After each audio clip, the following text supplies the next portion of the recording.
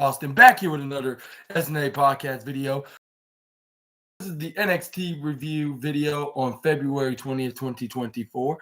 And man, NXT, I would say, wasn't the best NXT I watched so far this year, but it was still an entertaining show to see what could possibly be next on for the Black and Yellow and Gold brand on the road to Stand and Deliver, which is their version of WrestleMania, which they had ever since 2021, I believe, specifically that name. But they've been having NXT takeovers that were very similar. They just call it takeover whatever city they were at that time. But still, I still think they've been doing this ever since 2015, like ever since they started doing takeover pay-per-views. But yeah, but enough about that at the moment. We're going to talk about like the first match, the opener, like for the NXT North American Champion, perhaps the third best match of the night, on my book, which is none other than Alexis King challenging Oba Femi for the NXT North American Championship, which he asked Alexis King which Alexis King asked Oba Femi to thank him for being the reason why he's the North American Champion, which I believe he shouldn't be doing that because he did it all by himself when he cashed in on Dragon Lee. He did it like at a time when it was perfect for him to do so, and that's how he got I thought he got the opportunity to become the new North American champion, unlike Alexis King. And I say this is the third match of the night because it was very impactfully, I'll say entertaining and something that we expected from the two guys in this performance on tonight's broadcast. Even though I might give it at least this spot on the night because we got two main event worthy matches that. One of them, like this number one, is in the main event, and then the other one's like two matches away from the main event, like which was the tag team number one contenders match, which we're gonna talk about in just a moment. This is where we got Oba Femi and Alexis King. This is where he tossed him right to the right corner side. This is where he tried to go for a clothesline. And this is where Alexis King dodges out of the way. This is where he clotheslined him. This is where he started hitting chops and punches, which I was like, that's not going to look good considering he just came from AEW. And Gunther's probably waiting for him to get called up to the main roster sooner rather than later. But this is where he goes for a springboard dropkick, but Oba Femi hits a shoulder tackle right off him to intercept. This is where Irish whip right to the top corner rope. This is where he hit him a body drop. This is where he picks him back up. This is where he goes for a European uppercut. This is where he then Irish whip him to the right to the left. This is where Alexis King tried to intercept into a sunset flip roll up, but this is where Oba Femi was like, nope. And this is where he tried to turn it around, try to go for an accident around the ground, but this is where Alexis King gets out, and this is where he hits a basement roundhouse kick. He tried to go for a couple more times. This is where he went right to the ref corner side. This is where he gets tossed out on the outside with Oba Femi doing a choke slam right on the out. This is where we got Oba Femi going right on the outside. This is where he tried to grab on Alexis King to collect by. And this is where Robert picture what's that scene where what's his name Von Wagner's like, where, and he's like I'll be right back, I'm gonna handle something real fast, don't go anywhere. This is where he did so. But when Alexis King saw him out there and he was like I'm trying to have me be your manager. Like, it's not going to happen, bro. And this is where Alexis King's like, you're going to be sorry if you don't accept my challenge. I'll give you one more last time. Like when he dodged out of what's his name, Oba Femi's clothesline, run through the left corner side of the ringside area to push him and say, you're going to be sorry. This is where he goes back in the ring. He gets hit with that pop-up power bomb for the 1-2-3. After getting beat down a bit more from the current champion, and he got the 1-2-3, and still your NXT North American champion, Oba Femi. And I want to give a big congratulations to the Nigerian star, and hopefully he holds on to that championship for quite a while because he shows why he deserves that championship. Like looking more like a main eventer rather than a mid-carder in my book. Like the way he's seeing this, and we could see the same. Like he can make a mid-card championship look like a world championship in the main roster, if not already being a world champion. Like if WWE sees him in that manner. But let me know in the comments on what your thoughts. Finally learned what exactly happened between Thea Hale and what's his name, NXT, which was on my birthday the night before Valentine's Day, of course. They were talking about the start of like, and then it was like, and then because she was like, I'm trying to do that like for fun side thing, and I'm not trying to look too available.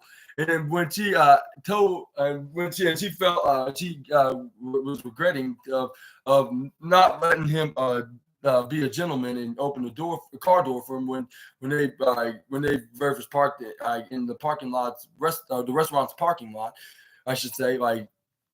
And then she was like I declined his offer because I was telling him I was a grown ass woman and like I could just do it myself. And then there was some other stuff. She was like, and I told him I've been too busy like with homework and stuff in Chase University and then tried to make it more in a fun way and then that will have his attentions and so I won't be make it look like I'm always available, like you said, JC. This is where JC was like, yeah, but you overboard. You did an overboard what I advised you to do, but no matter, like you can just be yourself, but in a more cooler way. And this where Ariana Grace was like excuse conversations like Thea, like a true lady is never afraid that as daring, which was finger poking at what's her name at JC James. She was like it sounded like to me that you just practice just pretty much scared them away. But when a man opens the door for you, you welcome it, like Thea. You show some interest in little things that you do, Thea. You engage and you reciprocate. Like I don't think it's too late for you though. Like you could talk to by taking my advice and not JC James. And this is where JC James was like you better keep your name out of keep my name out of your mouth, or else you'll be you're gonna be regretting it. Like regretting it. Like when the next time you'll be regretting it if regretting it from even saying it the first time. And then this is where this is where Ariana Grace was like and no offense to you two ladies that's giving her this these this advice and it's not like no offense you're or should I say Thea, like no offense but you're hanging around with the wrong people here. That's why you clearly failed. And then this is where Thea Hill's like, oh well, I just take his advice and I just messed it up. And then this is where she was like, don't put me in it. I try to give you some little advice, but you just basically overly did exactly what I told you to do. And I cannot help you with everything, Thea. Like you need to start thinking yourself and think about doing things for yourself. And then this is where Thea Hale was like, yeah, you're right, JC. And this is where Ariana Grace said in a smart ass comment saying, and this is supposed to be your best friend? And this is where JC was like, you stop doing. And this is where she was like, first of all, Ariana, you better stay out of our business. And second, stop filling Thea's head up with some very with some very unwise advice or whatever, something like that in the matter mix of it. And then this is where JC's other friend, which I forget her name is. She just said her name, but she said, but she told Ariana Grace you better and you better stay out of JC's way. And this is where JC's like, that's right, let's go, girls. And this is where Thea's like, okay, I'm after you, right behind you. And this is where she stared right back at Ariana Grace, and then back at her Chase U friends. This is where we got this is where we got an in-ring celebration of the Wolf Dogs' latest NXT Tag Team title win. Yeah, which is none other than Braun Breaker and Baron Corbin. Which, yeah, he also recently signed a contract with Friday Night SmackDown. And some say that he should have brought in Baron Corbin on along with him. Like, they can continue their run as the Wolf Dogs, like, and they could definitely be killing it in the SmackDown Tag Team division. I also think, like, yeah, agree, and especially if they like represent the what's that, the revived WWE Tag Team Championships. But anyways, we got the. This is where we got them in the ring celebrating, basically. So, like, welcome NXT Universe. We are the new NXT Tag Team Champions. We went through all these, all the tag teams in the tournament, and then we won the Dusty Classic to earn ourselves some black and gold plates and straps around our waist or shoulders or wherever they consider to have it on there or prefer to have it on. Like, what if it's around the arm holding it like this or around their waist? But anyway, this is where we got Chase Houston interrupted them, saying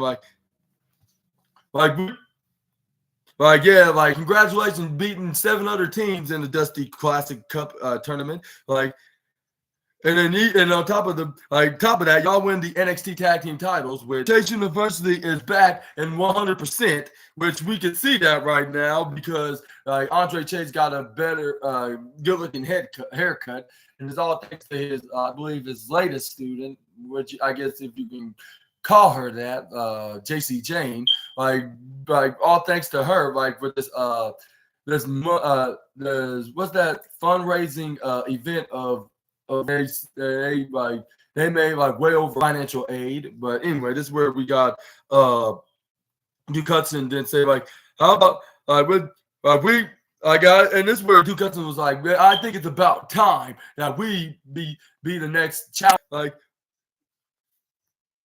and then this is where Braun Breaker is like, well, first of all, like, you can take your trophy, your MVP trophy, and shove it up right where it don't shine. And start chuckling. And he was like, and this is where Duke Hudson not like that. He's like, oh, you want to make this personal? This is where Andre Chase was like, easy Duke. Like, we have right now, like, wild animals, because a month ago, we got a shot at those NXT Tag Team Championships. Like, and we're not gonna take where it is where Duke Hudson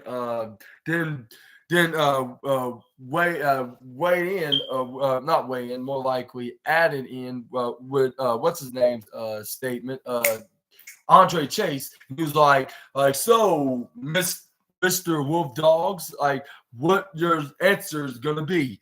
And before they can answer that, that's where we got Nathan Frazier and Axiom coming out there with Nathan Frazier was like, no, and no. Like, I don't think so, like, Mr. Hudson. Like, that doesn't work that way right here. That does not how it works in that way. Like, and he's like, and I hate to break it to you, Mr. Chase, like, as much as I am the actual boyfriend of your student, he's like, I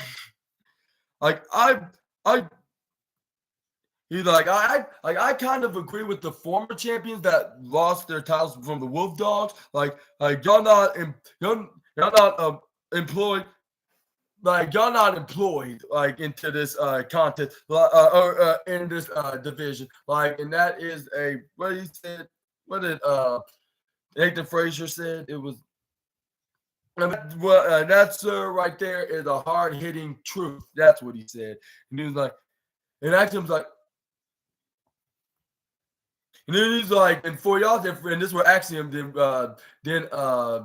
finished their promo by saying, like, yeah, we were so close of defeating Braun and Breaker, Baron and Breaker in the semifinals, like in the tag team Dusty Cup. If there's anybody that deserves this chance, becoming the challengers for those tag team and having a chance of winning them. Like it should be the two of us. And then this is where he also continued saying like, and like also and these.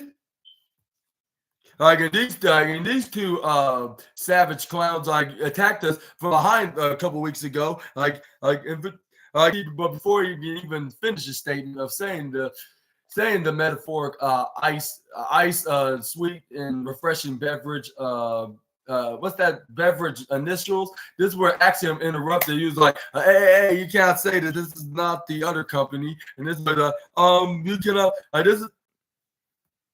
And then this is where Duke Hudson was like, this is where he started hilariously making fun of Axiom's voice. Like who's the one that invites you into this party? And I was like, yeah, good point. But at the same time, y'all both have points. Like y'all were in the tournament and y'all we're trying to get the opportunity. This is where we got to enroll in Chase U because he started learning that kind of language from them, along with the other company that Andre Chase is trying to be like. But anyways, that's a story for another day. But this is where fans are cracking up like echoes of laughs around the arena. And this is where Duke Hudson was like, but seriously, grab a ticket, go back to the far back of the line where you belong, and because the future two-time NXT Tag Team Championships are right over here, and we're about to place Chase U flag firmly like where it exactly belongs in the tag team division. And then this is where they started they were arguing in a whispering manner until Baron Corbin break it up. He was like, whoa, like, hey, yeah, you got, like, it sounds like that's the you guys problem right here. And then, the new tag team champions, like, we have plenty of stuff to do. Like, we got places to be as well. Like, so why you got the take your problem and go to somebody who actually cares? And then this is where Ava came out, like, hey, Baron, like, you're right on one thing about it. Like, yeah, like, you're right. It's not not up to you to decide who your next challengers are going to be. And this is what fans are chanting, Elba. Like, and that's up to me. Yeah, yes, sir, ladies and gentlemen. Like, these are these two, they're both two well-deserving tag team champions. I think that it should be Nathan Frazier and Axiom taking on Andre Chase and Duke Hudson to see who's going to determine to be the number one contender for y'all's NXT Tag Team Championship. This is you, like, and I also decided like that match is gonna happen later on tonight. This match of the night, by the way, and yeah, and this is a match that you kind of don't want to miss. Like if you want to watch some very decent live current wrestling tag team match or any wrestling match in the matter in general. But yeah, what are your thoughts on Ava making this match happen? Number one contenders match happen sooner. Sooner is tonight. Let me know in the comments. Soon as tonight's NXT, I should say. Let me rephrase that. But anyway, this is where we got. But yeah, Braun Breaker and Baron Corbin was not one of them like barely 7 days ago, and this is where we got a backstage interview with Kelly Kincaid asking Roxanne Perez like how does she feel after she got into a very heated altercation with the new Ren Sinclair girl. And this is where Roxanne Perez is like Ren has a lot of problems. Like she kind of reminded me of myself when I got very first got just happy to be here. Like once she's in NXT for a while, like being happy to be here, like just won't cut it like anymore, like far enough. Like you see other stupid stuff getting opportunity that you deserve. Like the spotlight, like the one shining will be whipped away from you. Like every single girl in that locker room, like you work your whole entire year, like for your whole life, just be handed to the one, like to the main roster superstar, like Shotzi, and you like, is this some kind of cow that makes it feel that I feel like the only person that can make it happy around here, like is yourself. Like in Shotzi and Lyra, you better be watching my match against Ren because I'll be watching y'all's. And this is where her music started hitting. This is what she got and ready to get ready. This is where she was getting ready to do her match against Ren Sinclair, I believe that's her name is. But I was agreeing with Roxanne. I was like, she, even though she had she did have a number one contender's opportunity and she lost the match, even though she kind of screwed out of both what's what's their name? First it was Lola Vice when she cashed in her Breakouts contract, and also Tatum Paxley for trying to help out Lyra Valkyria.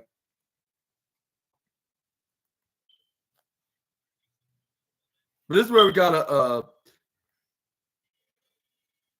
this is where we got Ren Sinclair, and yeah, it came out right after Roxanne Perez came out. This is where Roxanne Perez started going ruthless mode onto the poor young star. This is where she threw it right in the right before 2. Like, I could maybe see 3, but 2, that's going to step too far. Like, and she's never gonna get my opportunity. This is where she started got her into some kind of a Cobra clutch headlock kind of submission move, and for the fans would start clapping. Like, I believe they were the Ren Sinclair supporters. This is where Ren Sinclair tried to get back up and try to get her right off her, but she gets STO'd by Roxanne Perez. This is where she put her right into some kind of a, what's that, like a cup, like some kind of a arm, what's that, like a hammer lock, like right to put her arm right into the back, like her left arm right into the back of her head, and try to bend it right back, and trying to like decapit, trying to what's that called, amputate her arm, like physically. And this is where what's her name, Ren Sinclair's like, nope, now if I have anything to do about it, and this is where she started punching right in her midsection, but it didn't even phase Roxanne Perez, because she tried to get some kind of and I quote, justice, even though she didn't say justice, but that's the best way to describe for her opportunity to not get of her chances of getting some low ball opportunities when it comes to her is the #1 contender. That's where she kicks her right hand right into the midsection. She spins right back, right around to the 2 times in a row, to be exact, and a running missile drop kick. And then this is where she sends her right to the upper left corner. This is where she try to go for a running splat, but this is where Roxanne Perez tried to go for a kick right on the left. But this is where Ren Sinclair was playing it smart by dodging it out of the way and hit a halfway Alabama slam right across her face. This is where she tried to go for a suplex right onto Roxanne, but this is where Roxanne kicks her right into the face. This is where we got Roxanne then do the wrist lock, arm twisting wrist lock, and slam right to the face. This is where she did a roundhouse kick right onto her, into a basement back spinning roundhouse kick into a pop rocks right onto her. This is where she tried to go for a pin, but the referee only counted to 1 even until Roxanne was like, you know what, I have a better idea. This is where she tried to decapitate her head off by going for this very brutal crossface that she's been starting to use, which kind of reminds me of a former women's star in WWE that used to do that move. Right, but it was like Roxanne's own version of the move, which I'm hoping that she uses, like if she makes an all-elite debut at the big business event. But that's a story for another day. But that's where, yeah, she made her tap out. I'm surprised Roxanne Perez let go immediately. Like, I guess she just care about winning and showing the NXT GM Ava that she does deserve to be back in the NXT women's title spot, NXT women's title spot in this prestigious division. Which someone tells me, like, if she doesn't face Lyra Valkyria at Stand and Deliver, I can see her, even though Ava's GM now, I can see her getting back into the square circle for another match in NXT. So this time in their biggest stage and the biggest pay-per-view of the NXT roster, just for a one-off until she goes back as GM, which we could possibly see. Yeah, what's her name? If things are going to that, you're going to head to that point, like into the storyline with Roxanne Perez not appreciating that she's not getting that many opportunities, and it's just been given by anybody that that's just been given. So what's your thoughts on this match? I would say this match belongs in the, I'll say, 4th match of the night. I'll say perhaps the 4th match. But let's move on to the next slide. Just where we got this is where we got a backstage. This is where we got the quarter catch crew, like, coming in uninvited to the Metaphors locker room, like which we saw Lash Legend getting ready for her match against Kalani Jordan, which that's like right before the women's championship main event. But yeah, this is where Nolan Dodds like you're gonna basically gonna squash her, and let me be a spoiler. She sort of did exactly just that, which that was like the second shortest match. Well, not shortest. The Over the Catch crew came in. Is where like I know I'm from the UK too. Like again, and even I'm from the UK, and I don't want to hear your lesson. What you're talking about the original the original definition of this trophy. Like no, let's talkie. Like that's 2 weeks in a row. Like for you to have stunk up this lounge of the metaphor, and then this is where. And this is where Damon Kemp was like, hey, like if you just give us our opportunity for this Heritage Cup trophy, like you don't have to worry about us being around this stench. Like, and this is where Nolan Dawes like whatever, like who am I fighting? That's all I'm worried about. And this is where Oro Menzo yeah.